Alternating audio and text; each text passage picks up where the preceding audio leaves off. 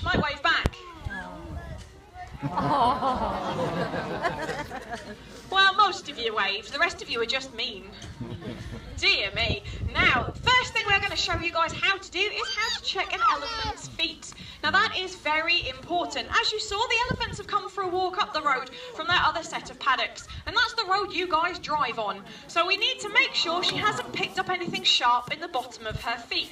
You know yourselves, if you get a stone stuck in your shoe, that can be quite painful. Well, I'm sure Chandrika doesn't mind me sharing, but she weighs over 3.5 tons. So if she gets something sharp in the bottom of her foot, it can cause quite a lot of damage. Now, it's very important to remember your elephant has 4 feet, so you've got to remember to do the back ones too. So we can ask her to turn around so you guys can see the back feet as well. Now, we check their feet regularly to make sure we don't need to schedule them in for a pedicure. We use the same tools a farrier uses on a horse, take very good care of their feet. We trim down their nails and round them off and take off any excess skin on the pads of their feet as well. Because at 3.5 tons, that's a lot of weight to carry. And our female Asian elephants have 8 acres of paddocks to roam around in. And if we go for a walk on a sunny afternoon, we've got 3,000 acres of parkland to roam through as well. So we can go quite a long way during the day. So those feet must always be in tip-top condition. Now, you will also notice, as well as their pedicures, the elephants do enjoy a fake tan. No? Not buying it? Okay, fair enough. Deary me. Yuzin's even demonstrating, look, how you apply fake tan if you're an elephant. There you go. No, it does have a more sensible reason. In this weather, threat of rain hanging about there, the wet stick with the... Can you hear me? I seem to have faded in and out. There we go. And like this. Be fine. With the wet...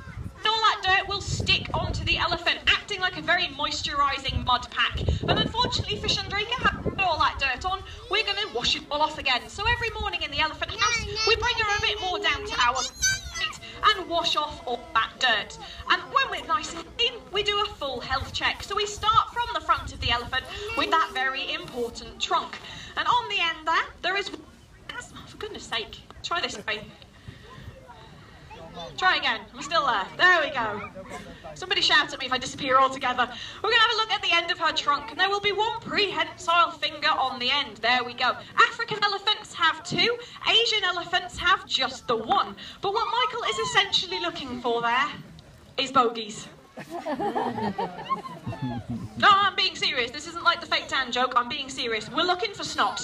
With a nose that big, if Chandrika's feeling a little bit under the weather, the first sign's going to be the sniffles. And that trunk can produce a lot of snot. So that's what we are checking for. Then we're going to move up her trunk, checking for any scratches along the way, and check inside her tush sockets. Now, you'll notice these elephants don't have tusks. Male Asian elephants grow tusks. Female Asian elephants get smaller pieces of ivory called tushes. Now, Chandrika does have a left and a right tush, but they are very short. And that's because she's responsible for taking all the bark off all these trees. So what Michael is checking for there is to make sure they're not chipped or splintered. Then we're going to move back a little bit further and make sure none of that dirt she threw all over herself has gone in her eye. She should have bright and shiny eyes, the sign of a fit and healthy elephant. Moving back a little bit more again, making sure none of that dirt has gone in those big hairy ears. And just with you guys, when you're having your bath or shower, you've got to remember to wash behind your ears. It's exactly the same for our elephants. Now we teach our elephants to present their ears, as there's a vein in the back of the ear we can use to take blood samples. Then we can make sure they're as fit and healthy on the inside. As we can see from our health check, they are on the outside. Now, when Michael's happy we've passed our health check this far, we're going to get her back up onto her feet. Now, remember, she weighs over 3.5 tons. So this takes a little bit of doing. So when those 4 feet hit the floor, we are going to need another huge round of applause.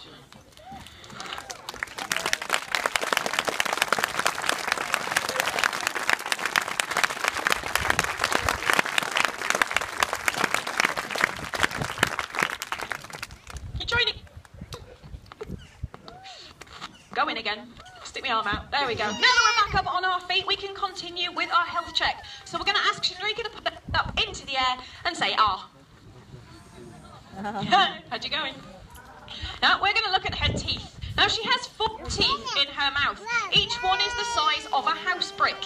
They grow forwards continuously and pieces break off and fall out. That can leave behind sharp points that could outside of her mouth. So that is what Michael is checking for.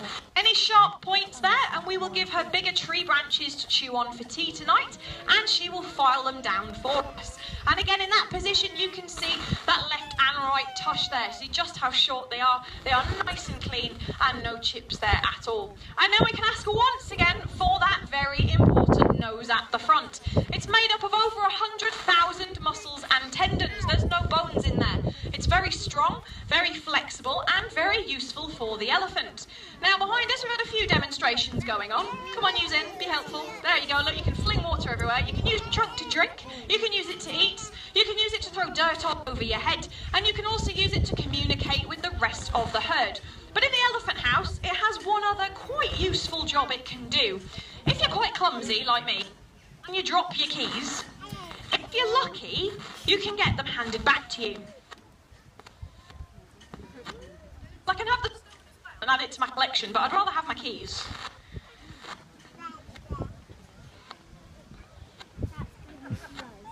I think she ended up being a bit too clumsy this week. Have them back. Oh, thank you. Go on, give her an applause.